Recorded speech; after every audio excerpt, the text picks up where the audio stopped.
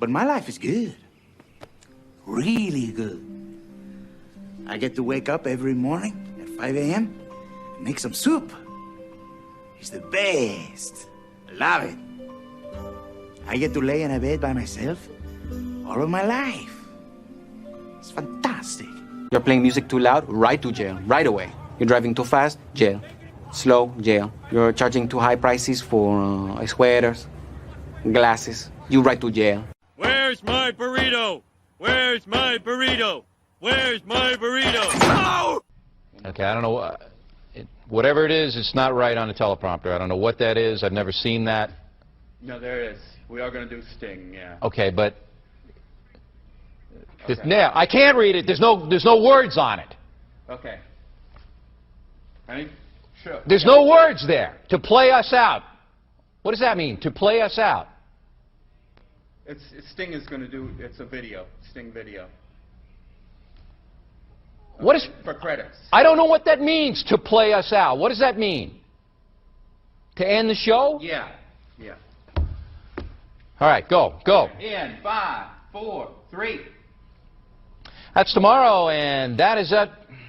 Okay. In 5, 4, 3. That's tomorrow, and that is it for us today. And we will leave you with a. I can't do it. Okay. We'll do it live. Okay. No. We'll do it live. Fuck it. Do it live. I'll write it, and we'll do it live. Right. Fucking thing sucks. In 5, 4, 3. That's tomorrow, and that is it for us today. I'm Bill O'Reilly. Thanks again for watching. We'll leave you with Sting and a cut off his new album. Take it away. Do it! Just do it! Don't let your dreams be dreams. Yesterday, you said tomorrow. So just do it! Make your dreams come true! Just do it! We obviously didn't communicate clearly. We're here to discuss your surrender, not mine. Tú eres tan romántico molestando con una vipa. Me preguntas si te quiero. Yo te digo que no estoy lista y no quiero comenzar. No hay nada que pensar. Yo te dejaré atrás. Mientras gano más y más. No estás en mi nivel y tú no eres obligación. No estás motivada y tú aburres corazón. Eres un idiota sin inteligencia y razón. Entonces déjame tranquila mientras escriba tu canción. Tú eres tan romántico molestando con una vipa. Me preguntas si te quiero. Yo te digo que no estoy lista y no quiero comenzar. No hay nada que pensar. Yo te dejaré atrás. Mientras gano más y más. No estás en mi nivel y tú no eres obligación. No estás motivado corazón. Eres un idiota sin inteligencia y razón. Entonces déjame tranquila mientras escriba tu canción. Estoy aquí a disfrutar. Estoy aquí pero quiero gozar. Si quieres a mí pero vamos a bailar. Cintura a cintura, papi, tra, tra, tra. Bailando, gozando y me gusta tomar. Pero no quiero pendejos que no quieren respetar. Déjame pendejo, papi, ya no más. Déjame pendejo, papi, ya no más. Estoy aquí a disfrutar. Estoy aquí pero quiero gozar. Si quieres a mí pero vamos a bailar. Cintura a cintura, papi, tra, tra, tra. Bailando, gozando y me gusta tomar. Pero no quiero pendejos que no quieren respetar. Déjame pendejo, papi, ya no más. Déjame pendejo, papi, ya no más.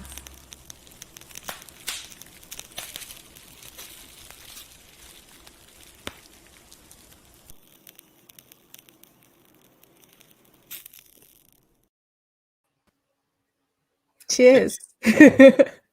What is up, everybody? It is your boy Luis Martinez, aka Big Chief Burrito, here live with @Sofia_Sofia Carrillo, my co-host. Mi Gente Show live on a Tuesday. On a Tuesday? What? On a Tuesday. Doubling up, baby. Doubling up before your big vacation. Mi Gente Show live and direct. Everybody checking in. Say hi when you get here. Lurkers always welcome. Hell yeah. We're gonna jump right into it today because we have a guest who we met at the festival this year. Yes. I have a meme for it because we always have to get the appropriate meme for the situation. Of course. And so everybody knows the the girl meme that burnt out the house. So I created a small meme for her. Says, I accepted a podcast invite. Oh my god. But we gotta add something to it because I had a picture, so we had to add this. See? Oh, I love that. I love that. Because I was looking through our pictures that we had from the festival, and this one that is perfect. It does look a little. It does look like it does kind of have that same sort of look here. So all right, that's enough. I've thrown my shade. Let's welcome Maribel Serano to the stream. Hi. I love the meme. Oh my gosh, send me that.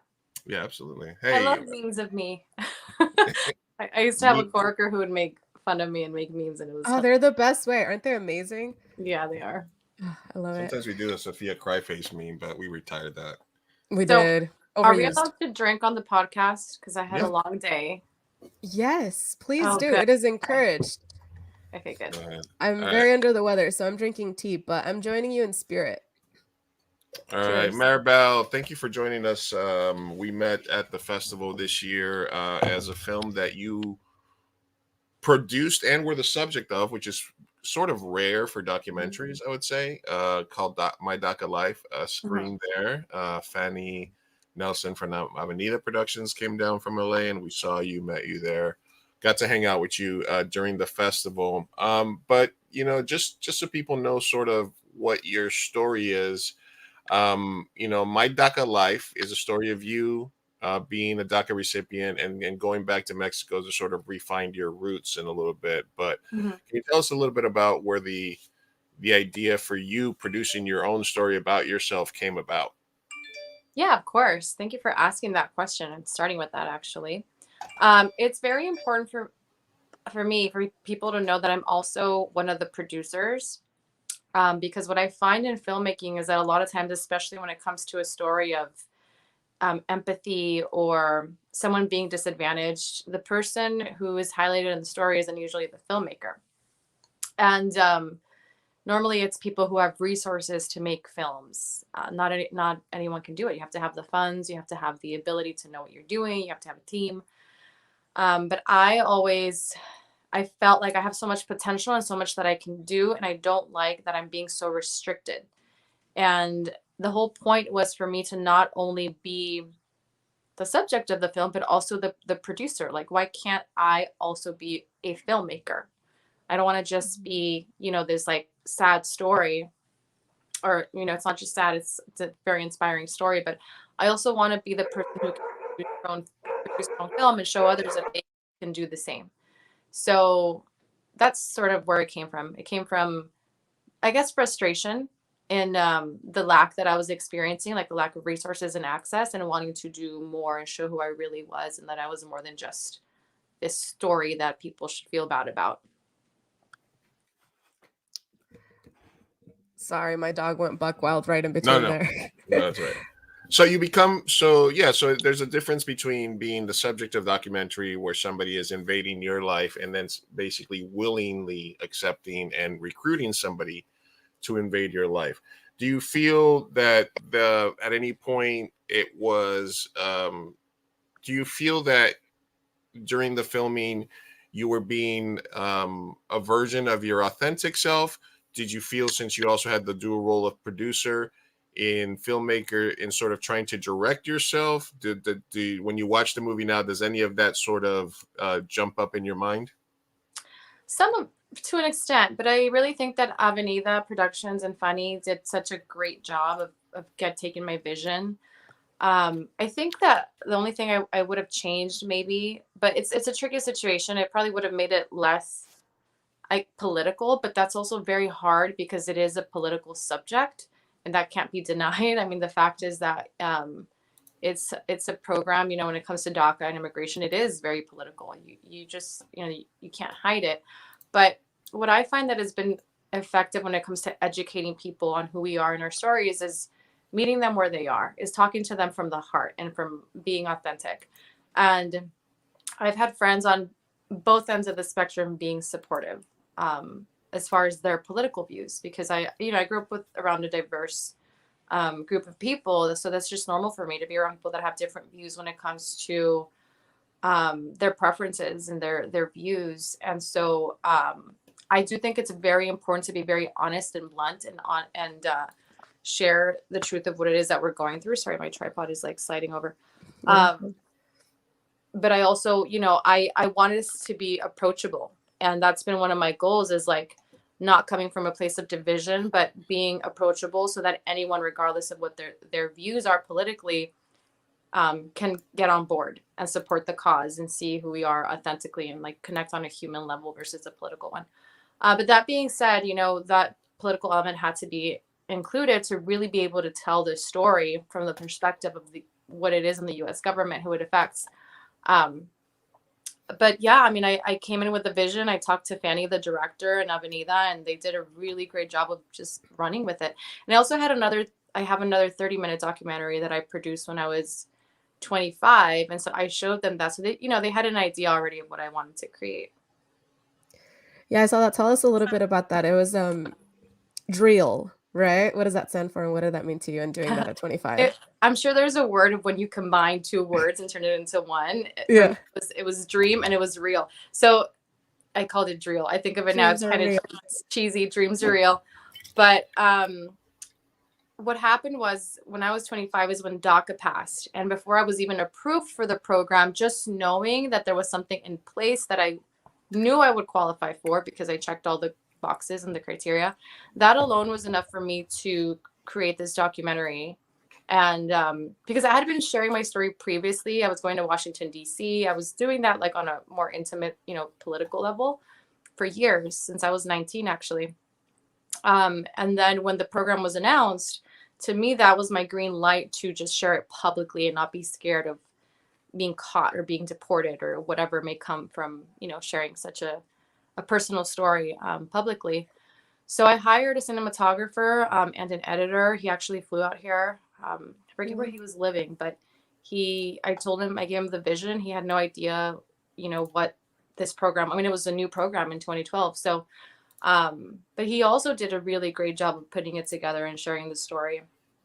And for me, that was my way of, okay, I've always been so passionate about wanting to share my truth, because to me, I can imagine a life living and hiding and pretending that everything's okay and that I'm living this free life, and that some people don't really understand what it means to be undocumented. It's like I didn't qualify for a driver's license. And I live in LA. I have to drive, so not even being able to have an ID to prove who I am, or pass a background check to get a job, or financial aid for college, like all the things, the resources that regular, U.S. residents and citizens have as just a normal part of life, I didn't have access to.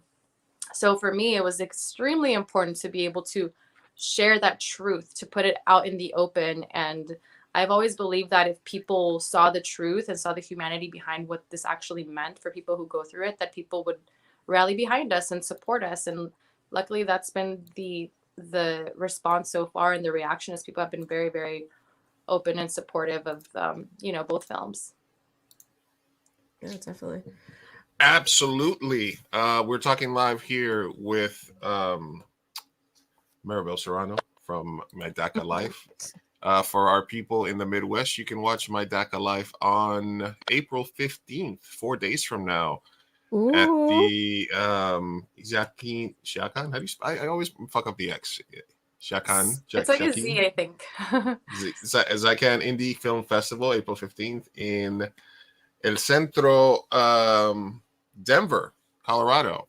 So the movie starts, getting some notice. You start playing. We obviously screened it at the San Diego Latino Film Festival. You screened it in front of students and stuff like that. Yes. Even even at the screening that we did the Q&A for, you have these people sharing their stories, because like you said, it is very important for people to understand that, being undocumented or being in a sort of vague status inside of the country where that feels like home to you is obviously a very tough thing, You know, you can't have any police interactions. You're always paranoid about things. You're afraid to. You can't travel. You're afraid to, you know, to do a lot of things. So, how does that feel? Sort of having people open up to you, share their stories. You know, does that sort of make the entire process, or maybe any of the tough times going through that process, a little bit more worth it? Now after the movie, or now Yeah. after the victory? Yeah, after the screenings and after all the, yeah, everything. Oh yeah, absolutely. I mean, that was the whole point, because I had this burning desire to share my story since I was very young. That's why I was always, you know, politically involved. And it was very scary. It took a lot of courage, because although I was passionate about sharing my story, in the back of my mind there was a fear I can get caught. And that was always, that consistent fear was always there, but I was still taking the actions to do whatever I can. And I didn't know why. Like, it was hard for me to understand, why do I want to do this? Why do I want to share my story? Why do I have this burning desire? Why do I have this passion? And then I would question, is it silly? Is it dumb? Is it, you know, immature for me to do this? Am I putting myself in danger? Like, that was a consistent conversation in the back of my mind. So I couldn't understand it, but I knew that that passion was there. So I just kept, you know, rolling with it. And now that so many people have been impacted, and I just have heard some of the most beautiful stories of how, you know, the ways in which it's impacted people. And the fact that, I mean, just recently, a couple nights ago, I was at a restaurant and I just started talking to someone at the bar, and the gentleman who was sitting next to us, he overheard the conversation and he goes, "Oh my gosh, I'm going through that right now. You know, I'm undocumented." I hear it all the time. And it's a lot of Latinos, but people from other countries too, like people from Europe. Like, it's amazing how everyone and anyone will open up to you when you're vulnerable and you share your, you know, your story, especially when it comes to immigration, because a lot of times you make it a Latino issue or a Mexican issue, and it very much is, but there are also so many people from other countries. We just don't hear about it as much. But I've had people like that tell me, you know, I just got my green card, or I'm dealing with that too. And so, yeah, it definitely, the beautiful thing about it is that my biggest fear in life, the thing that I was most scared of people finding out about me, became my strongest connector to other people. And now it makes sense. You know, when I was questioning, why do I want to do this? It makes sense because it's for the impact. It's for other people. It was never really about me. All right. Awesome. Good answer. I'm going to put the link to Maribel's movie in the chat here on Vimeo in case people want to go check it out. Thank you for stopping by. Maspas Leather, an artist that we met at the festival. Sophia, go ahead. I want to know more about when you were 19, because you said you were pretty much already doing some political stuff at that age. And so tell us a little bit about your history when it comes to education, because I know it's hard to get into college, and I know you went to community college, et cetera, et cetera. How did you get into, you know, doing what you did at 19 so early on? Yeah, thank you. It just, you know, it brings me back to my younger self is always my biggest inspiration. Like, I think about the things that I did and I'm like, wow, I wish I had that now. And I guess I do, but it was just your circumstances. So there's a saying that says, you don't know how strong you can be until being strong is your only option. Something like that. And in that moment of being just so young and hungry and ambitious and having so many dreams in life, and you know that 19 is an age where you're becoming an adult and you're starting to see your peers, you know, move to the next level, get their first jobs or their driver's licenses. And so there's something within us, I think, that is just yearning for that growth and that step into the next level. And so I had this ambition and this desire and also this anger of like, this isn't fair that this is happening. And I wanted to do more than just go out and protest. I wanted to face my fear. I had read a quote that says, run towards your fears. On the other side of your fear lies your best life, or your greatest life. I love that. And that I took that literally. And I thought to myself, I want to go to the decision makers. I want to be seen and heard by the actual people who make the decisions. You know, if I'm protesting, I'll still protest, but that, you know, goes in one ear out the other sometimes. I think that contributes to change, but I wanted to just do the most that I can to make sure that I was heard. And so I remember the first time I went to DC, I was 19, and I took like a one of those handheld video cameras with me. The quality, the quality is terrible. But I was filming, you know, I started filming then, and I wanted to just like to take that experience with me and remember it the rest of my life, because just the experience of being there, knowing that I was not legal at the time, there was no DACA, no Dreamers, no protection at all, was so nerve-wracking yet so exciting at the same time, because I was just so like proud of the courage that, you know, like being that person that was willing to take that risk and really not knowing what to expect. I mean, I'm 19 years old. I'm not legal. I'm walking the halls of Congress for the first time. I don't know if I'm going to be stopped at the entrance and asked for my papers. Like, I had no idea what that was going to be like.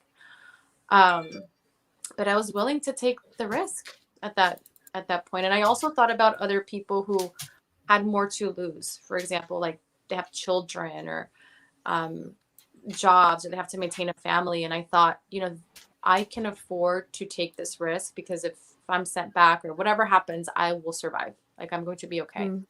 Other people, you know, they can't do this. So I'm just going to take advantage of the position that I'm in. And if this country really wants me out, I'm here, you know, and that's how I'll know. I'd rather just get this over with than have to live with it the rest of my life. So it was very internal, I would say. It was very just driven by where I was in life, and survival and fear and anger and a lot of determination and courage. Man, that's brave. You are brave. You're my idol. Holy shit. Oh, that's no, I feel like that's something that we take for granted in this country. It's kind of disgusting how we have such amazing citizens and people that come from all different walks of life, and you know, to not see them as quote unquote American enough is very diminishing. And so I really enjoy the work that you're doing, and I thank you so much for all the activism and just all the artwork and everything that you are putting out there with all your films, and with your photography. I see Lou is looking at some pictures. Yeah, I called you out a little bit. Do you want to show them off? I'm preparing for the next segment. I'm letting you do your thing. Okay. All right. Photos. Sophia, don't show off a little bit of your art. Don't negate the premise, Sophia. Yes. By the way, I do want to extend. I want to just 25 minutes because we're at 22. So if we can go to 40, that would be great. All right. We can update the meme. We can update the meme.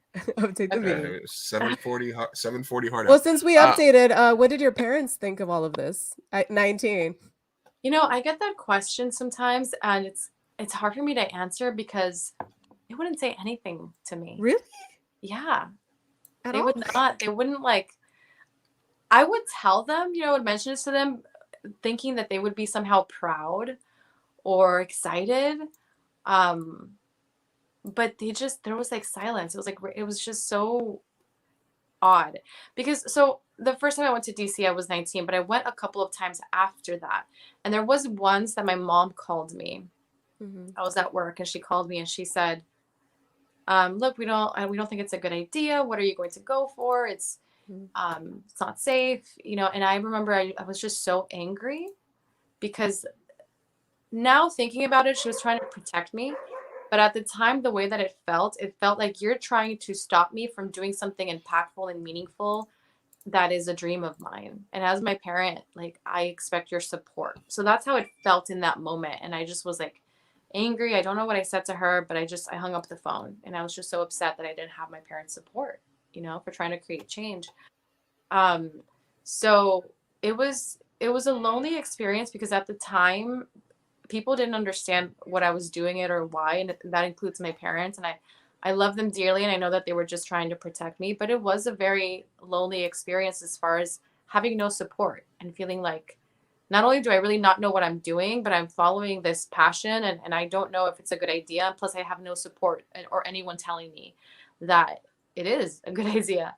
So yeah, I mean, I did in the past few years, you know, ask my parents, like, what did you think when I was going to DC and I was doing all these things? Like, and my dad said, I just thought it was a waste of time. I just thought, you know, nothing's going to change. Like, he just didn't think much of it. He was just like, I guess he was just confused as to why I was doing that.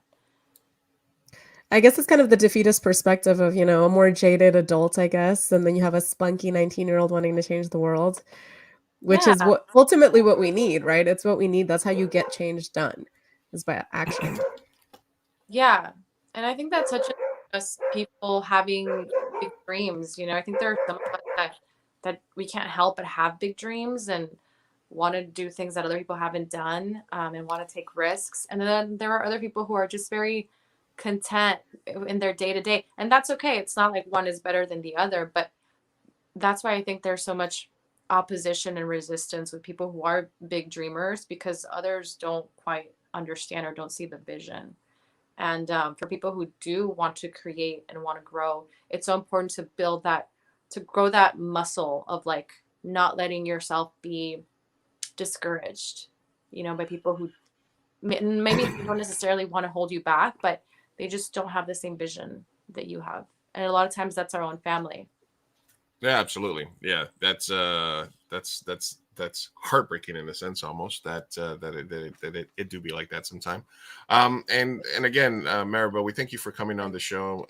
We'll spend a couple more minutes with you before we let you go. But I mean, I know you said you like to stay away from the political stuff, but from my perspective, it's pretty it's a political issue in the sense that, you know, the parties could fix it in 2 minutes, but that means he couldn't run on it, right? So Democratic Party under Obama couldn't pass anything really comprehensive, even though they had a supermajority. So they do DACA, which is literally the bare minimum that you could do for people that were brought over as kids.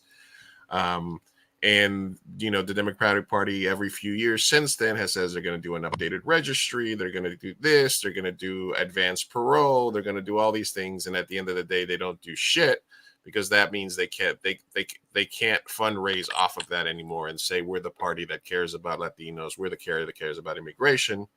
So it's a lot of empty stuff. I mean, the Republican Party could in now take over the gain control of, because they also have, you know, Republican Party gains traction with Latinos, you know, third, fourth generation, once they've sort of gotten a little bit more into the US, certain demographics, Cubans, affluent Latinos, etc. And they could take over that issue by doing something. Reagan is my favorite president because he passed amnesty, right? Mm-hmm. But it's not. So it is frustrating as somebody, you know, who's dealt with both sides, who's lived life undocumented and unregistered and stuff like that. That a lot of our culture is based on closing the door behind us, you know. Mm-hmm. And unfortunately, you have to at least acknowledge that there is this sort of infighting. There's all this stuff that happens with it. You might want to stay apolitical because, you know, of your connections or because of what you want to do in your life, but at the core, you have to agree that there is at least politics plays a major role in sort of playing with these lives. They want to keep people undocumented. They want to keep our free labor, our cheap labor, you know, and then conveniently use us as an enemy, as a boogeyman to rally up their base. Well, at least, you know, from my perspective. Well, one thing that's for sure, when immigration reform happens again, because I do believe that it will happen again, we're going to see an extremely large number of Latinos who now have political power. I mean, we're, you know, the fastest growing minority group in the United States. And so it's going to happen anyway. The Latinos are going to be, you know, a very large part of the population, more so than it is today, but with more political power. So much political power. And that isn't very exciting for a lot of people in politics. And it is complicated, you know, because there's a system already in place. There's a backlog. There are people who are trying to become legalized. There's applications that need to be processed that take a very long time. I mean, my immigration file is it's that thick with like applications and letters and back and forth. And I mean, mine was an easy, you know, simple case. So I just can't imagine the process that it would be to legalize so like millions of people. But you know, it can be done. I mean, if the government can bail out banks that, you know, lost billions of dollars, they can definitely pass immigration reform and find a way to hire the personnel and process the applications and legalize people who've been here for decades, for lifetimes. So of course, and it is a political issue. What I don't like is that, this should be something that both parties agree on. It shouldn't be one or the other, because it's for what's best for the country. It's what's best for the economy, and it's what's Expands the tax base, expands voter yeah. base.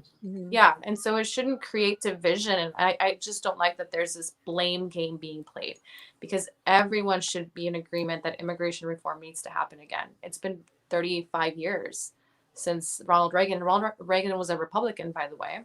It goes to show that, and that's why a lot of, Latinos who became legalized at the time and their families are Republican, because they're grateful for him for changing their lives.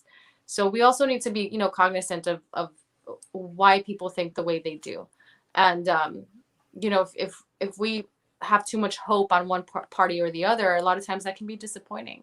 And that happened to me for many years. I was very, very hopeful, and I just kept hearing empty promises again and again. And so I decided, it's no longer about who's in office. Like, this needs to get done, period. Like, I'm not paying. It is political, but it's time for both parties to come together and see this as beneficial for the country as a whole.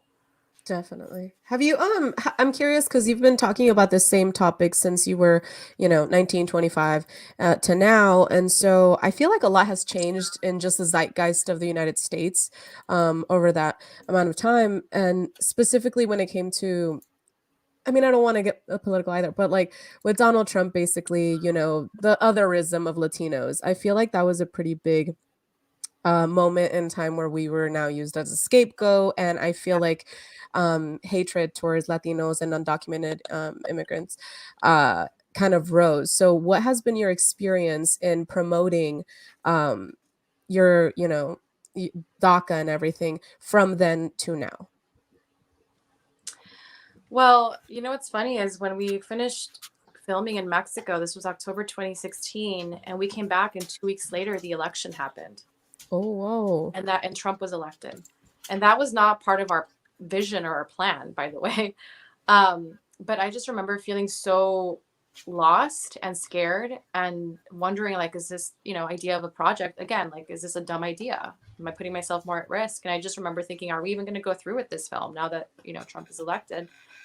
And I decided that I was going to talk to the production team, to Avenida, and that I was going to go based on their advice, because I was willing to continue sharing my story, even if it meant more risk for me. But I also, I thought, because they're professionals, they're my co-producers and partners, like, I'm going to consult them and see what they say.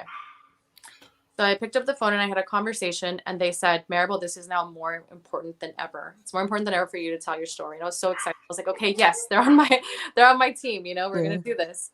But I also had people, telling me, I have a text message still that I saved where someone said, Maribel, stop making your movie. Like, you're putting yourself in danger. They don't care about us. Like, this is a lot more complicated than you think. So I had that too from other people. But at the same time, I got my green card during a Trump administration. I went to my interview. I had my medical examination and all of that during that period. But it wasn't just in that moment. I mean, this had been a process, years in the making, so again, it just goes to show that there's a different pattern throughout the political spectrum, and things happen and unfold not necessarily based on who's president. But to answer your question, it was a lot more scary during the Trump era. And one thing that Trump did, and again, this is about him as a person and how he chooses to speak about people. I mean, he talks about Mexicans being rapists, and that creates something in people. That creates a picture and a mindset and a stereotype that is just not true. And are there bad people in every culture who do harm? Absolutely. But why highlight Mexicans and Latinos, right? There was one time that he had a speech and he had a presentation, and he brought up a group of, like, I don't know, 10 mothers.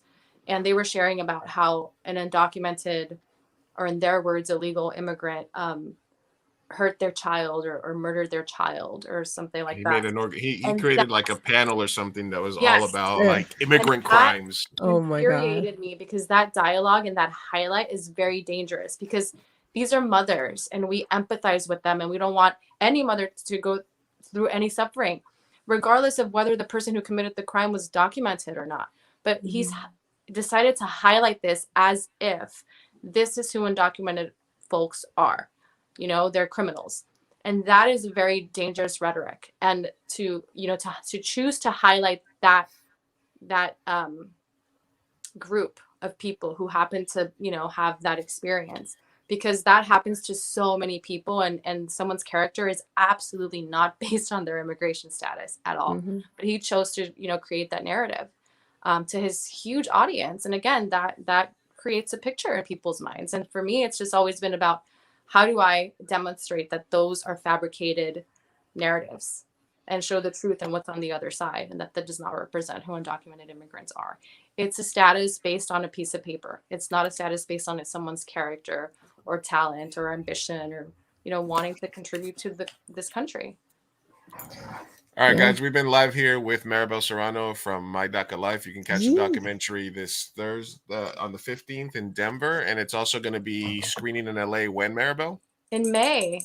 I think May. I don't have the exact date. I'll have to double check, but it's a part of the Life Film Festival, LIFE Film Festival, that Avenida Productions is co-producing. So I will check on the exact date, but that'll be early May. All right, absolutely. And we don't have a lot of time here. We have 1 minute left, but I did want to show you guys some of the footage that we shot with Maribel when we came. She came down here. We went to hang out close to the border in San Isidro. Ooh, did y'all do a movie? Y'all do a little film? Yes, we did. I'm excited. Okay. We talked a little bit about her experiences there, right there, sort of at the border. We had Border Patrol cars stopping by. It was her first time really hanging out at the border since that. And then we did some cool pictures and took some pictures at Chicano Park here in San Diego. We were able to walk around. That was so much fun. Yeah, it was interesting being so close to the border and just feeling like so normal and neutral. People are just walking around shopping, and I just think to how I felt, you know, several years back, I just would not even dream of being that close to the border. I was terrified. Yeah. And before you let us go, just I know we didn't get a chance to talk about your life post DACA and kind of what you're doing now, but can you tell people like where they can keep up with you and sort of you know, you're in marketing, you're in production, you're motivational speaking, you're doing a bunch of stuff. What's your website and how can people keep up with you and follow you? So my website is maribelserrano.com. You can connect with me there. My Instagram is @itismaribel. And you can follow the film on mydacalife.com. I'm very active on Instagram. So if you want to reach out and connect with me there, that's like my instant messaging platform. So, and then you can also find me on Facebook, facebook.com Maribel/Maribel.Serrano. And yes, I'm doing a lot, and I'm still, you know, passionate about continuing to share my story and create change, because it's been my truth, and I don't want anybody to have to go through what I went through. And I know that so many people are, and even worse, you know, some of them are in worse situations. And so for me, I just see it as a moral obligation, but also a privilege to be able to, you know, share this story. And yes, I'm also working in marketing and continuing to share stories of Latino progress and continuing to connect with my community and people who are like-minded and also have the same goal of helping Latinos progress in this country, because that's where we belong. We're the next world power, baby, and I'm here for it. Yeah.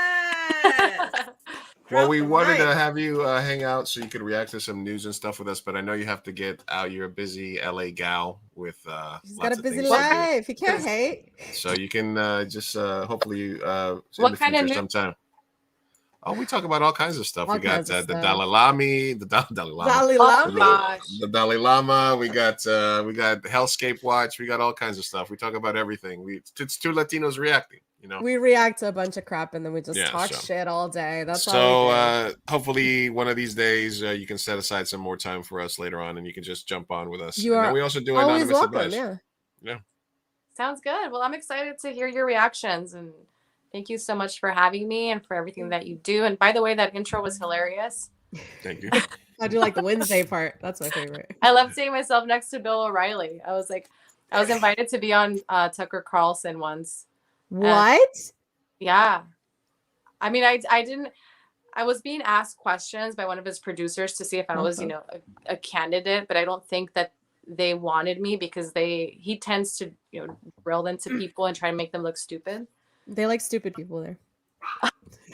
So I wasn't a good candidate. So they were like, not her. for the She's too show. smart. She'll fight back too much. Yeah. Possible. Well, all right. Well, we can get into those stories and stuff. We can get into those stories later on. We appreciate you taking the time tonight.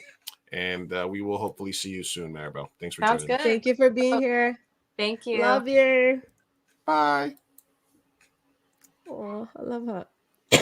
Dude, I am dying. Oh my gosh. Ah. You all right? No, I have no idea what I have. What if it's little COVID? Who knows? Who knows, man? Little baby COVID? Oh, baby COVID. I don't know. It feels like it. I've had it already, so it feels like it. But I'm already like, today I felt a lot better. That's when I was like, okay, I'm definitely doing the pod. But the last like 3 days, Yeah.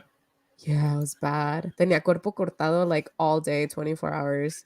And it wasn't until this morning that I was like, whoa, I can move. That's cool. Yeah. Wow. That's insane. I mean, well, you also, did you work back-to-back nights this week? I've been overworking myself. Last week, I covered my coworker's shift, and it's just been like ongoing.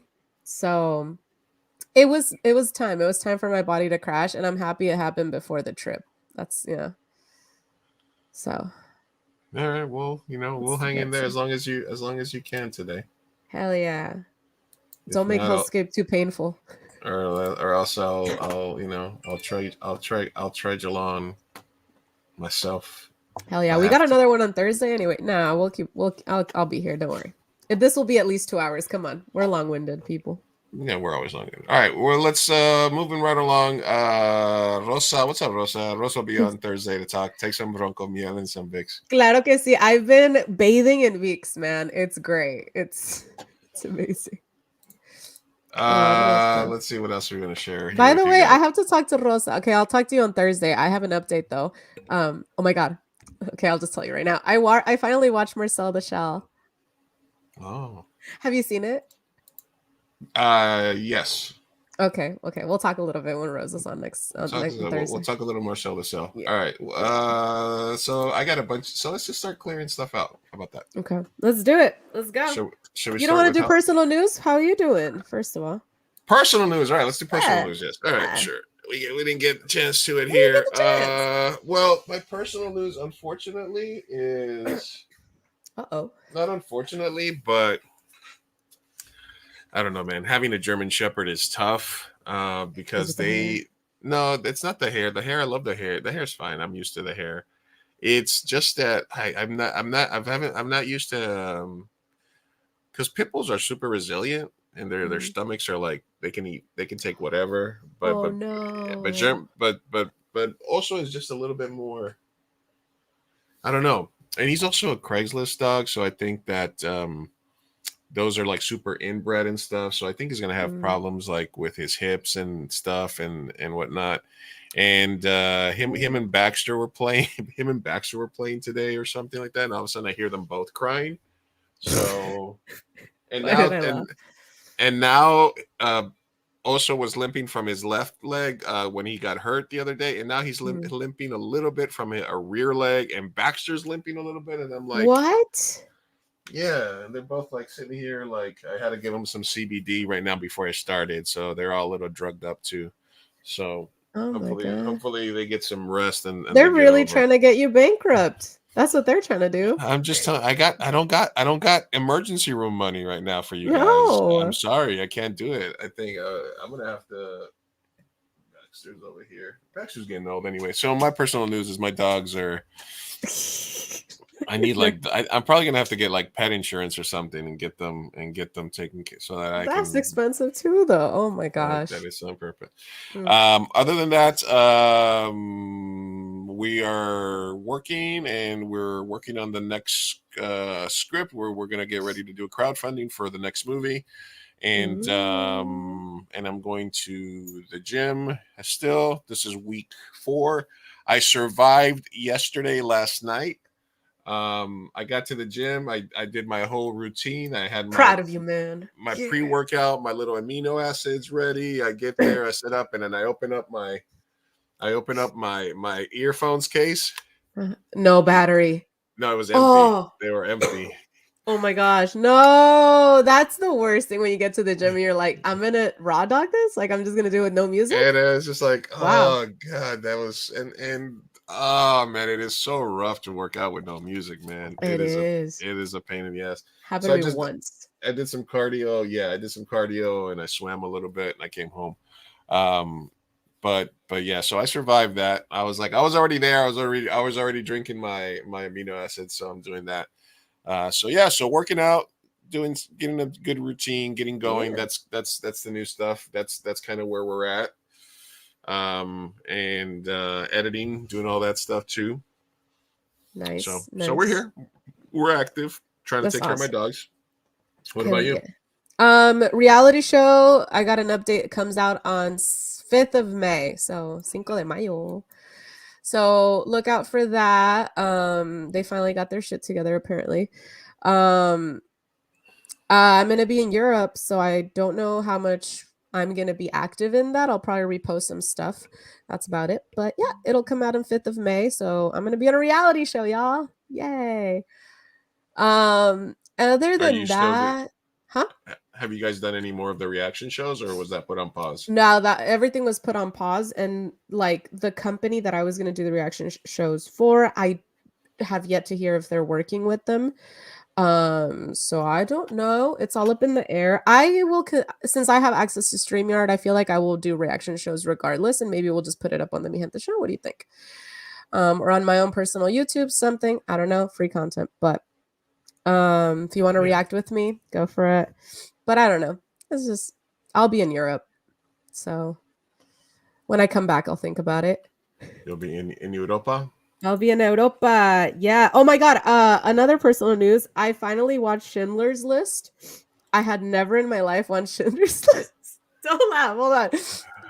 And I needed to watch it because I'm going to go to Poland. I'm going to go see Auschwitz. I know, very dark. I cried a lot.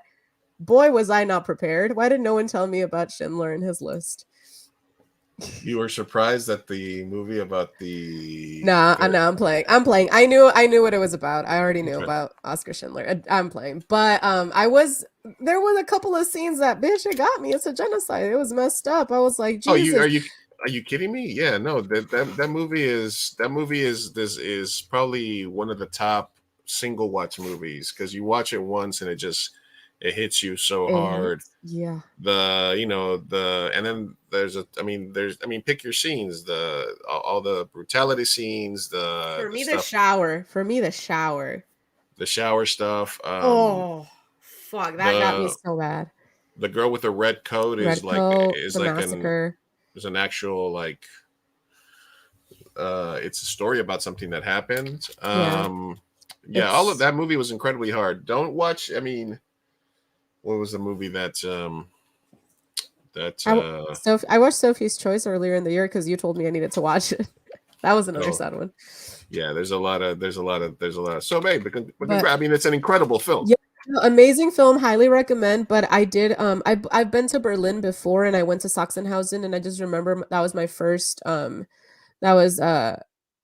one of my first concentration camps, my first concentration camp that I went to, and it was extremely difficult and hard to be in the chambers, and it was just really hard. And I was like, I can't imagine myself being in Auschwitz, because you get to Sachsenhausen and they were like, this was the chill one. This was like the one where we put them to work more than anything.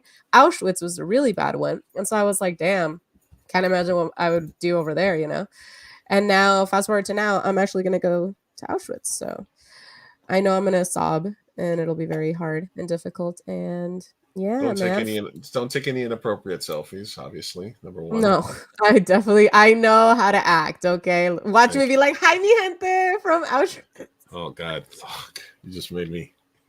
That would be so horrible. Don't do that. Listen. I know. Let's blame that joke on the cough medicine. Yes, it is. It's all the NyQuil, you guys. That's it's good. It's good that you're going out there. No, it's awesome. It's an experience. But yeah, what was the movie that I was thinking about was, there's another really hard movie to watch, the Pianist. Mm. with Adrian Brody, which is, I mean, it was a Roman Polanski movie, and so obviously with With a his grain of salt. whole Yeah. with his whole thing, but it is an incredibly tough movie to watch regarding anything regarding the Holocaust is obviously going to be Yeah, it difficult is. to watch. And I will say it like sparked a lot of really good conversation between me and my brother, and kind of because he kept being like, how do you get there? Like, it was so funny because like I was like, it's a slow progression, bud. Like, it goes from just othering one group think, you make other people, you dehumanize them enough that eventually okay, now you don't care if they lose their homes. Okay, that's okay, right? But you can maintain some rights. Now you don't care if they lose their rights. And then slowly it progresses to now all of a sudden they're vermin and they don't deserve to be alive. And now we're causing genocide. It's a very slow progression, but that's how we get to that extremism.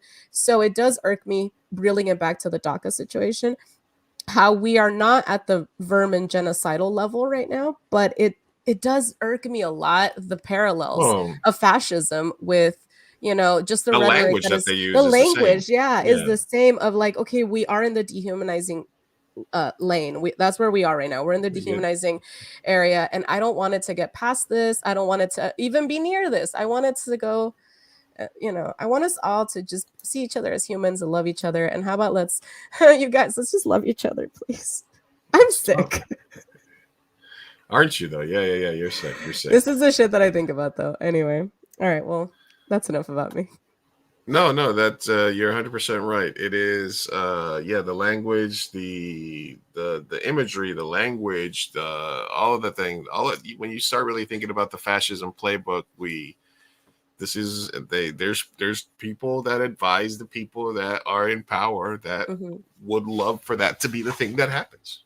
They're 100% down with fascism. They went from America, we love America, America freedom, love it or leave it, to like, you know what? If it's my guy that's in charge, I'm okay with fascism. That's literally the change that happened. Is they went from you can't tread on this, you can't, to like, oh, you know what? Fascism's okay if I'm part of the fascist party. Exactly. Yeah, if it benefits me, it's benefits crazy. me. Yeah, we think with that can't happen again, and yet here we are in 2023, and we're othering any other groups of people, especially like Latinos and just the MAGA. Absolutely, definitely happen again. Yeah. So let's avoid that, guys. All right. All right. Let's pick some tabs here and get some stuff going. All right, I'm gonna save this one for next episode because it's entertainment related. Let's save that. Rosa will be on Thursday. We'll do our entertainment segment with her. Friggin' Mario Brothers killing it at the theater. So first it was like, hey, make Princess Peach a helpless princess again. Yeah. And then now they're saying, oh, the movie did well because it wasn't woke. So now it's like, well, you can't really have that both ways. Which one is it? Was it woke because they had the princess being a badass, or did it do $400 million because what I mean? Yeah.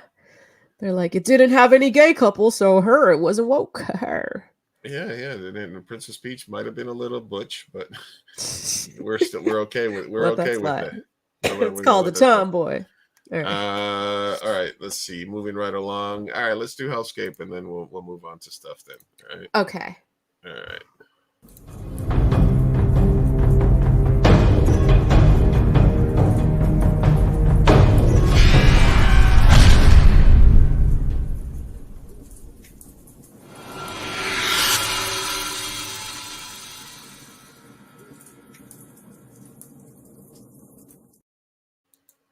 This is fine.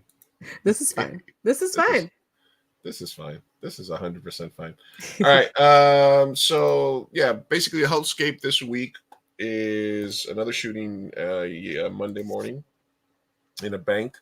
And the main thing that was happening with this shooting that was sort of very similar to the rest. Well, the guy was live streaming it on Instagram, and also the way that they portrayed the shooter was comical at best. Some of the headlines were that it was white. Of course, he was white. So it was like he was popular in his school. He was an athlete, and it was one of those memes where like they show the guy in the jet ski, and they're like, "This is what the picture they put on when a guy murders his own family, and he's white." So Oh no. the media was doing great there.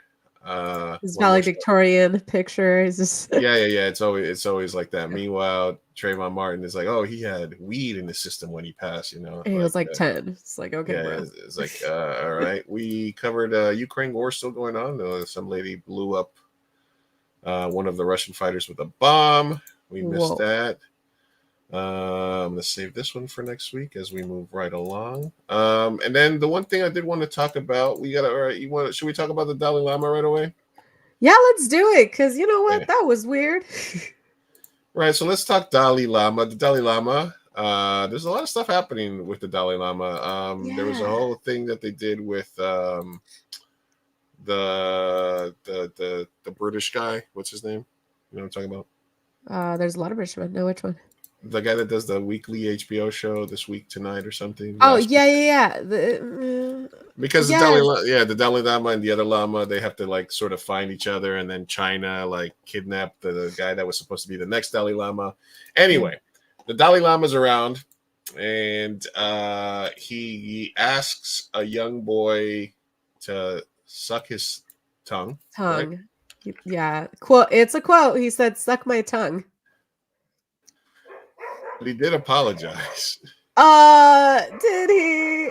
Listen, I want to roll the tape, because I feel like you don't understand how uncomfortable this moment is unless you sit through the discomfort. Have you seen it? Please play it. I've seen I've seen parts of it, right? But let's take a look at it here. Jeez. Yeah, because well, no, I was just gonna say, I don't know. There's a lot of people that are saying like, "Oh no, it's tradition in Tibetan culture, tongue greetings, blah blah blah." If you watch the video, I don't think you'll think that. Oh no.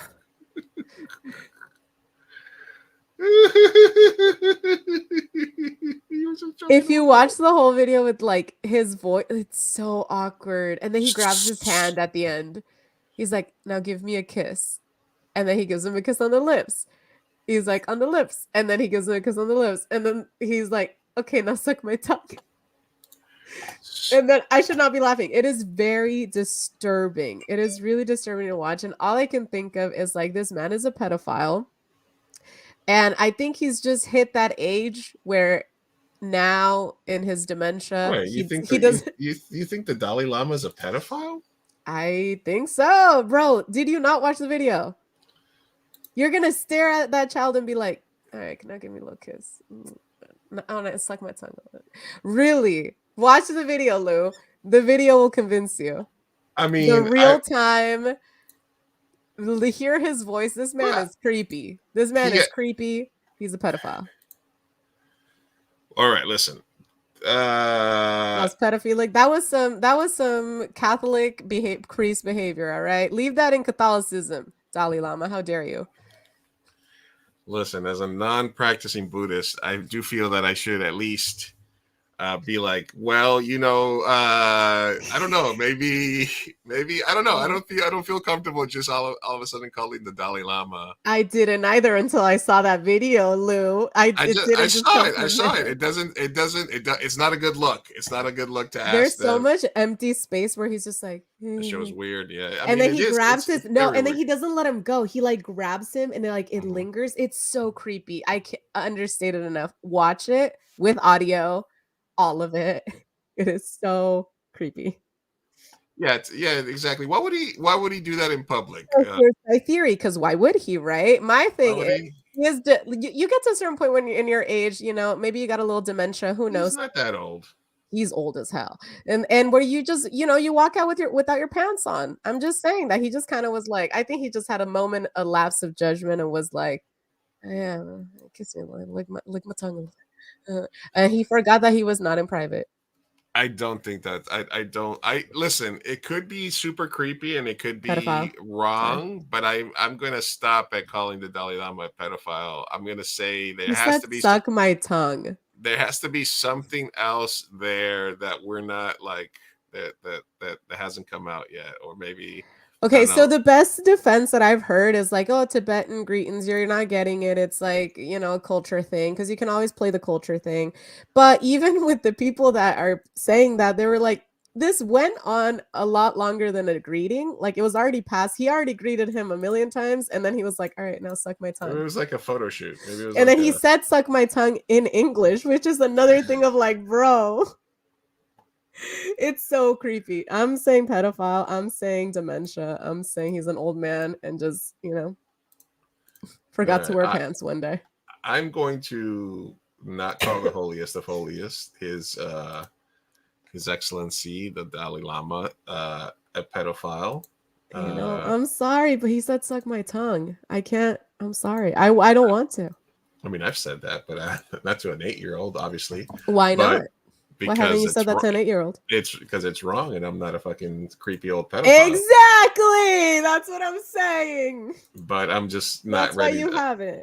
That's for yes, but I'm just saying. Listen, if there's something if there's even an ounce of it's something cultural, or it was a bit, or I don't know. I'm not.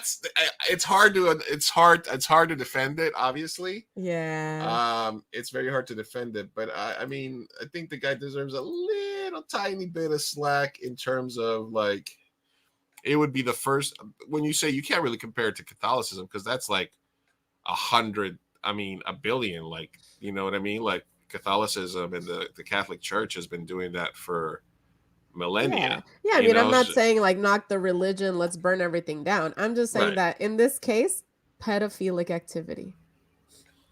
He was like this close to grabbing his hand and putting it down his crotch, man. It was just so creepy. It was vile. It was vile to watch. He would not let him. It was creepy. You need to watch it. I'm telling you. I've seen it. I understand it, and I was cringed. But I'm with the audio, because without the audio, they make it look like, oh, it's an old man just being like, he. No, it was like suck my tongue. It's creepy as fuck. It was so scary, dude. And this kid was trying to get away, like, okay, bro, all right. Yeah, that part of it was and then like, he would pull him in. Like, I was like, I've been in a room with creepy bishops, and listen, no, I say. I mean, let's say, like I said, I'm not gonna defend him, but I'm not gonna throw him under the bus like 100%. Like, hey, it's 1,000% this.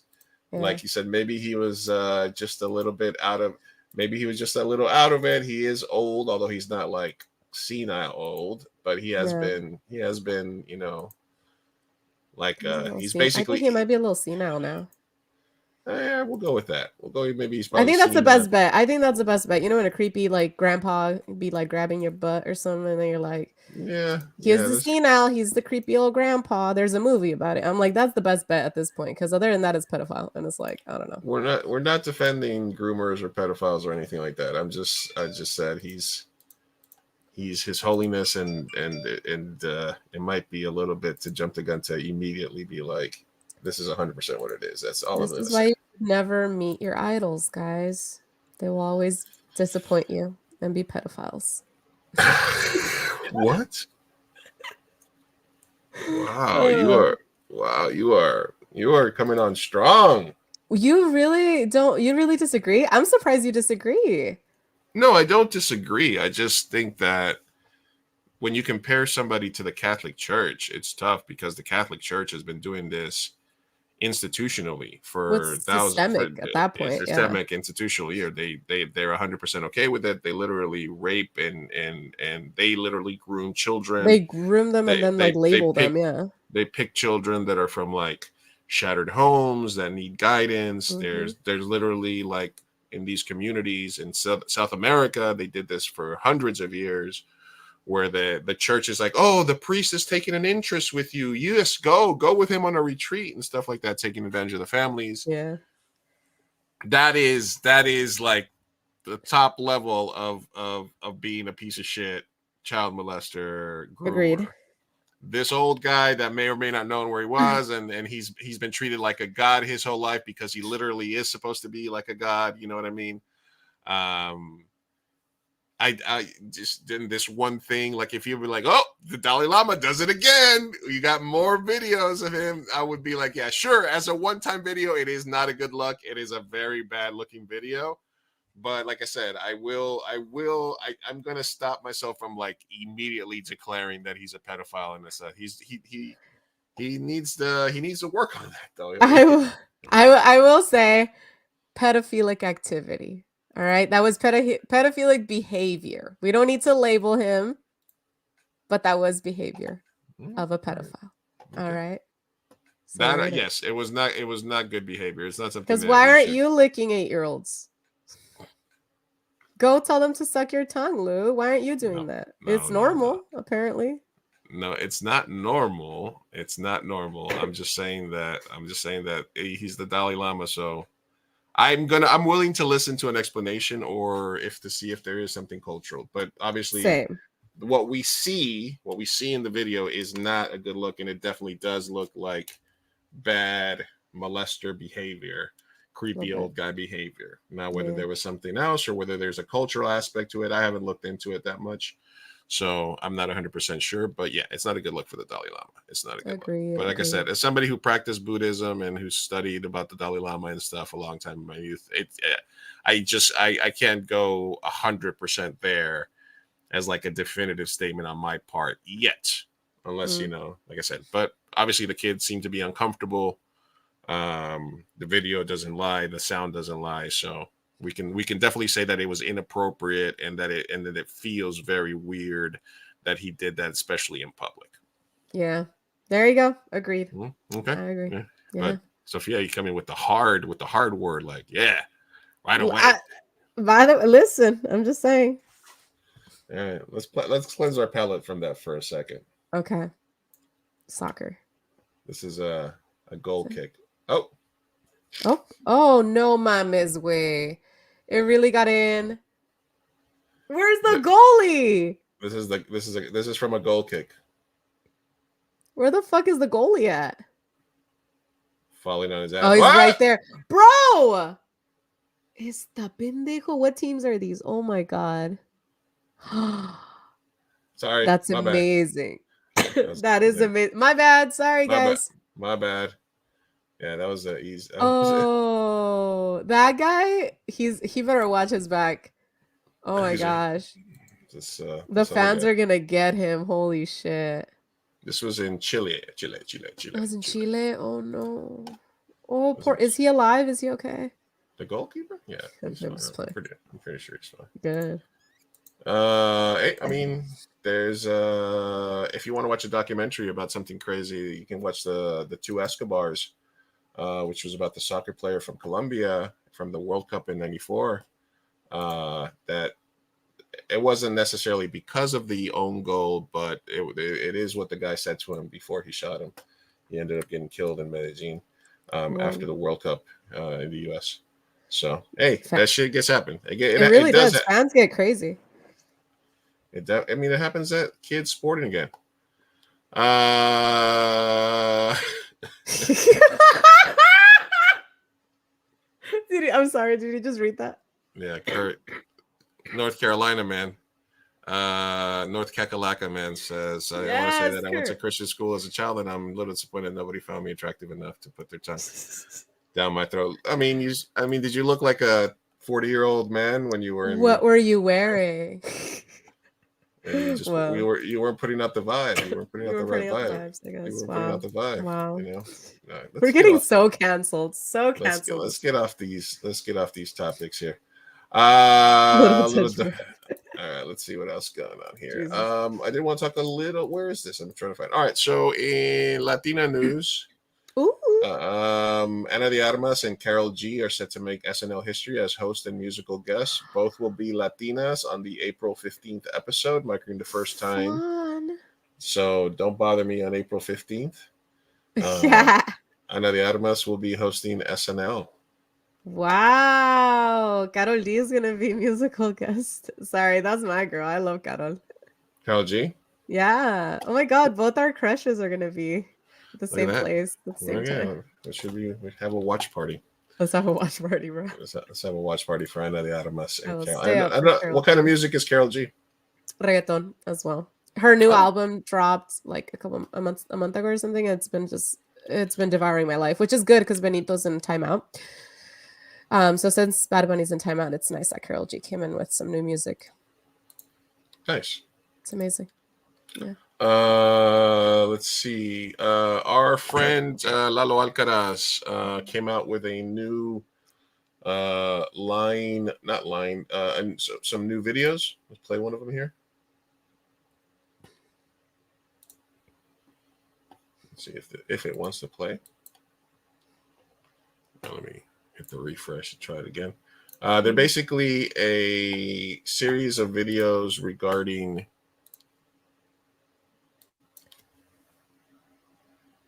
Can you hear that?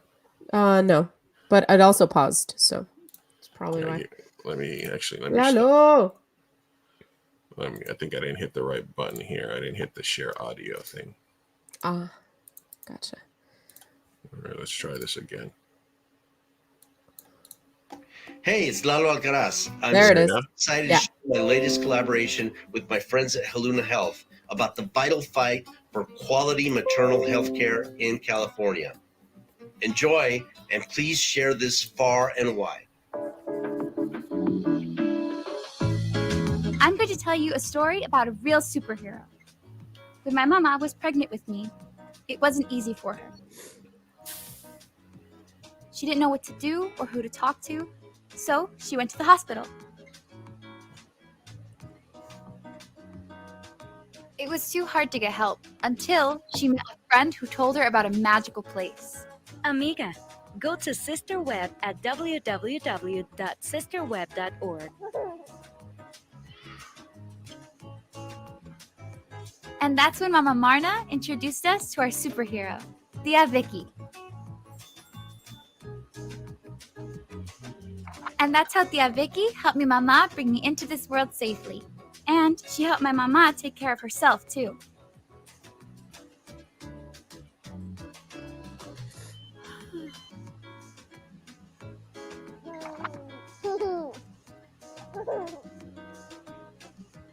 When I grew up, I went to be a superhero doula, just like Tia Vicky. Oh. Women on Medicaid having doula support had 22% lower odds of delivering a preterm baby compared to other Medicaid recipients. Among women in the Medicaid health insurance program, having doula care was associated with 52.9% reduced odds of cesarean delivery and 57.5% lower chances of postpartum depression or postpartum anxiety. There's some videos.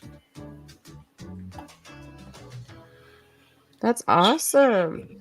Yeah, so just wanted to share his latest endeavor. We'll share that in the chat as well for people to take a look at.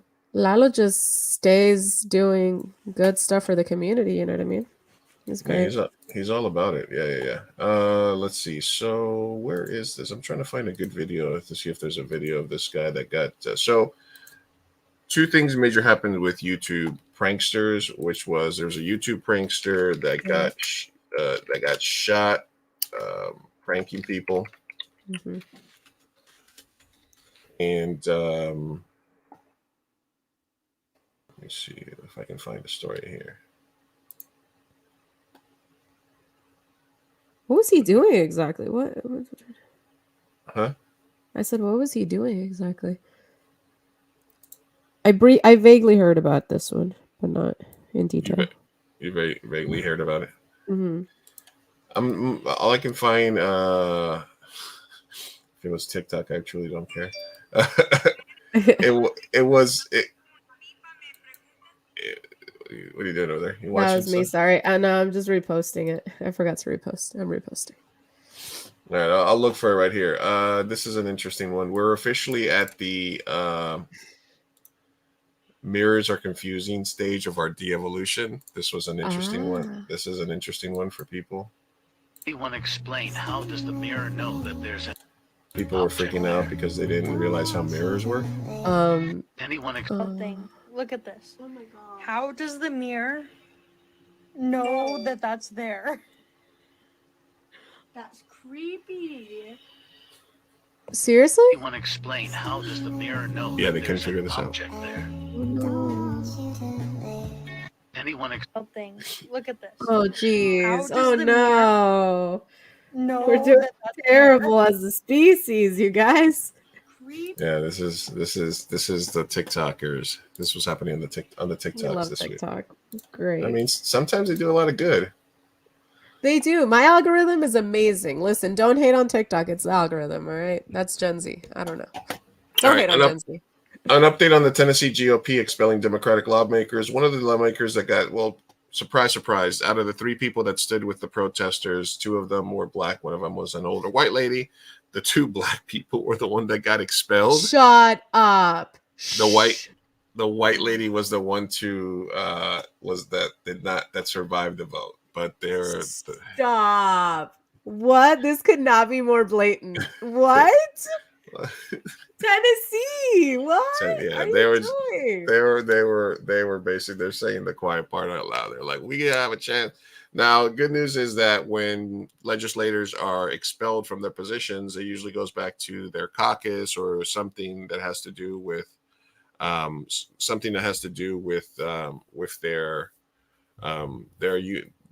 their district or what have you, and there's usually some sort of entity that's in charge of naming a replacement for an expelled representative until a special election. So it looks like both of them will be reinstated by those sort of constituencies. They both were like, yeah, we're going to reinstate them. So it was all a big fucking show if they're going to get their jobs back. Okay. But it's funny that the lady was the one that survived. Yeah. What a shock. I mean, it's just layered because, like, first of all, this shouldn't even be happening. Like, these students were protesting gun reform. Their school got shot up and people died. And the least that, all they have the power to do is protest, which is a legal fucking right in these United States. And the way that the freaking what are they called? They're not Congress people, right? The way they were walking into what would they be called? Like state legislators. State legislators. Yeah, the way they were walking, the legislators, the way they were walking into the office that day, everyone was just like fucking like dodging them as if they were all about to like as if they were criminals. I'm like, just the least you could do is listen to these people. These are the people that you represent. And 3 of those people gave them the time of day and stood with them, which is the least you could fucking do for the people you represent. And those 3 people, well, 2 out of the 3 got fired. And not only that, 2 of them were colored.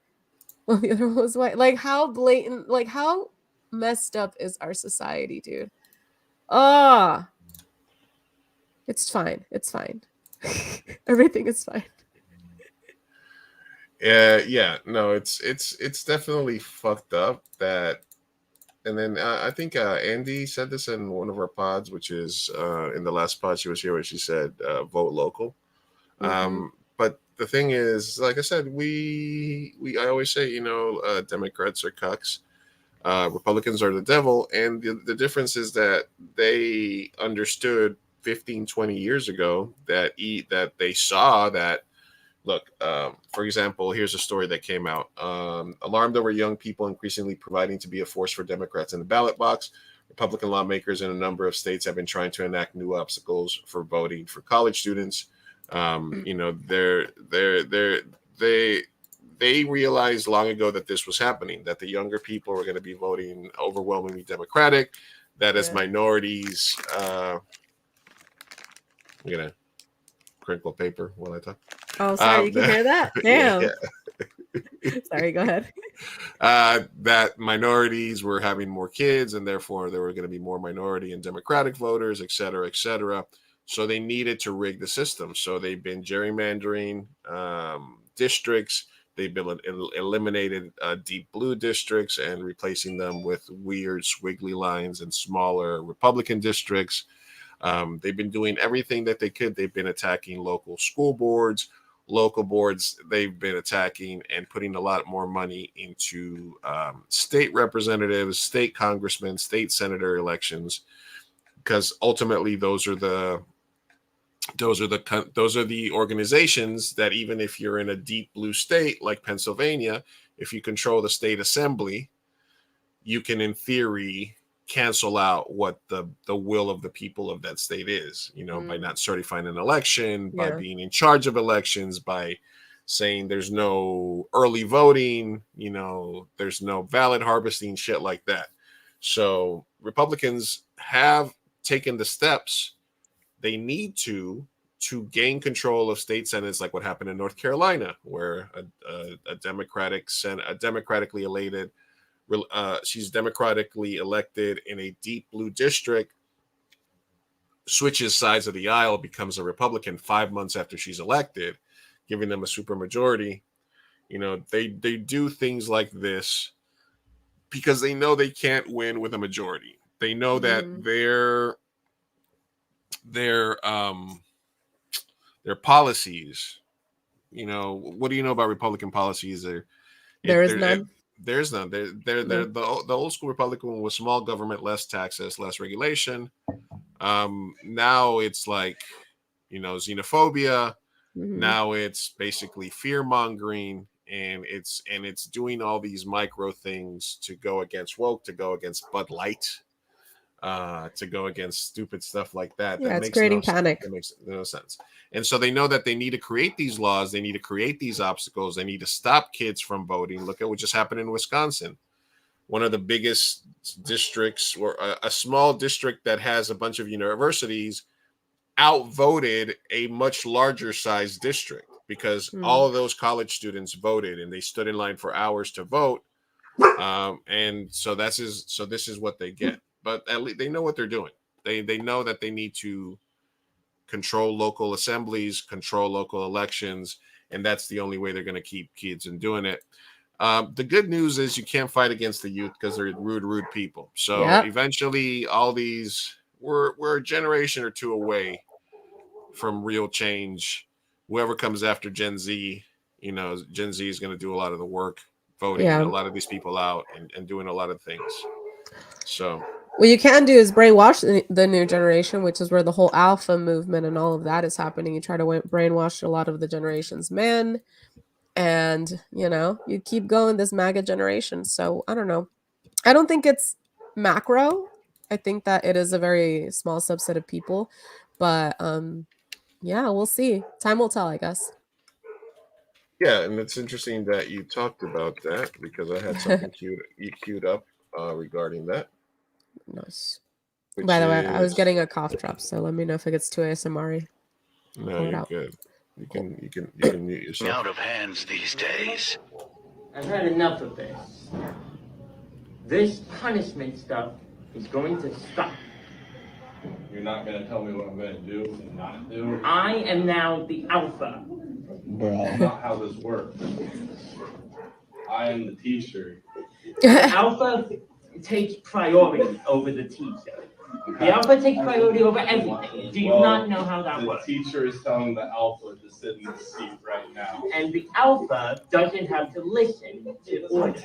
Oh, this kid is about to do some damage. The consequences that follow are going to right. So this is what has Andrew Tate done to this generation, and we had answered a question a while ago about somebody who was like, my little brother's been listening to Andrew Tate. I think I spoke about something like that too. Charge his mother with a credit card and stuff like that. Right? Yeah. And now Mr. Tate is back out on the streets. Boo. Well, he's under house arrest, but living in a mansion. Great. Living in a mansion, but I mean, like you said, the earth. This does kind of have a lot to do with that situation. Yeah, it really does. I don't know. Okay, he has, I think, 3 months for them to find him guilty or something, for them to take him to court. How does that work? Because if he gets if he gets off free, I think there's a time frame where he could get off free, right?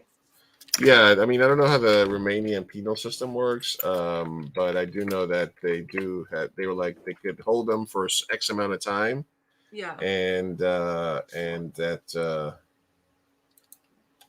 that after that, basically you have this much time to create a case and present a case, or he goes free.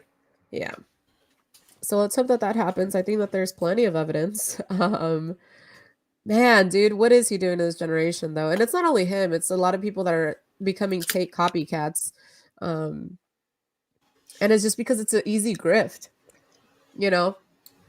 Like that girl that you had that you showed a clip of, Wrong Think, last week or whatever. I'm like, she's just Right. a grifter. She's just trying to be the Latina Candace Owens, you know? Yeah. She's doing the whole especially she's trying to be the Latina Candace Owens. If you ever want to sell out and you get tired of being poor, I'll sell out with you, man. Let's do it. No, listen, it would be so easy. So easy. The right wing grift is so easy. It is so easy, man. It must be so cool to be a Republican, just be able to just pick a thing to freak out, be on one side of something, switch sides, just like, hey, Super Mario movie, fuck that, Princess Pyramid, the princess is gonna ruin, nobody's gonna watch. And then it's like, no, it wasn't woke. That's why it made money. You don't need logic. You don't need consistency. You don't need to analyze anything. You don't need to think. You just gotta get mad at something. Talking point, react. React. That's all it is. That's why we took reactionary out of the title, because it was. But if we would have stuck with reactionary, and we would have been full on, we'd have a lot more views. But yeah, seriously, like the other thing that happened was this the shooter that happened. The shooter that was at the school, the last shooter before the last shooter, right? Was and then they blamed it on it being a trans person, right? They were like, yeah, see, it's not guns, it's a trans person. Now, this last shooter was a white male, but they dug into their LinkedIn profile, and on their LinkedIn profile, they had he, him pronouns, which is something that LinkedIn, when you log into, will be like, what are your pronoun preferences, right? Yeah. So they immediately jumped on that and said that it wasn't because he was a white male that was disenfranchised and angry at the world and felt entitled to hurt people. It was because he was part of the he/him identity trans movement. Of course. Because he put he/him in his profile. So I don't get that. No, that sounds. There's so many other things that we can get to before we get to that. That just seems like such a nitpicky thing to go after, but okay. No, it is absolutely a nitpicky thing to go. It's irrelevant. It's irrelevant. Yeah. It's 100% irrelevant. And yeah, they don't release the manifestos because.